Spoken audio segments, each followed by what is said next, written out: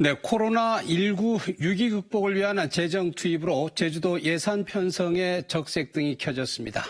더구나 코로나19 극복을 위해 대부분 예산을 쏟아부으면서 당초 편성된 예산에 대한 대대적인 재편성이 불가피해졌습니다.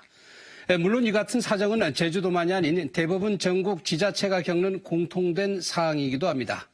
걱정되는 것은 지방세 체납액이 크게 늘면서 재정을 압박하고 있는 것입니다. 현재 상황대로라면 올 하반기는 물론 내년도 재정 상황도 심각해질 수 있다는 것입니다. 조창범 기자가 보도합니다. 지방세 체납액이 눈덩이처럼 늘고 있습니다.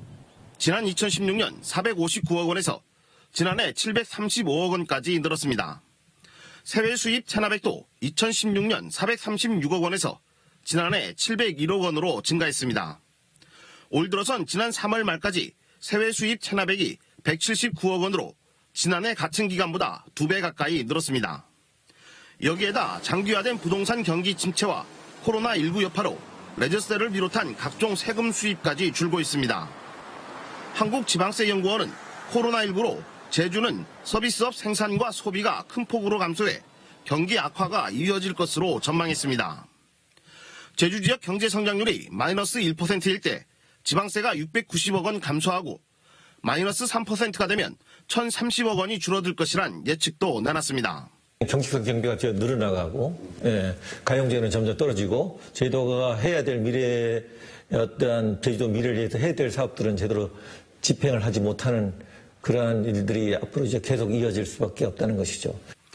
지방세 감소로 인해 내년 제주자치도 예산 편성은 상당한 어려움이 예상됩니다. 공공인건비와 운영비 등 써야 할 돈이 계속 늘고 있기 때문입니다.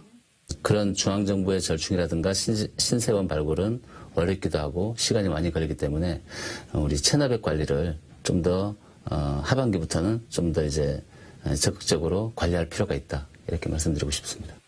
제주자치도는 대규모 개발 사업장 감면 축소와 리스 차량 등록업체 추가 유치 등 세수 확충 대책을 추진할 계획입니다.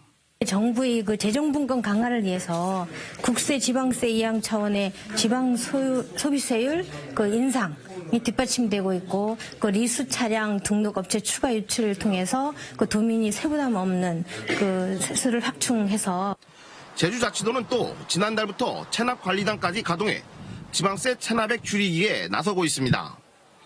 JIBS 조창범입니다.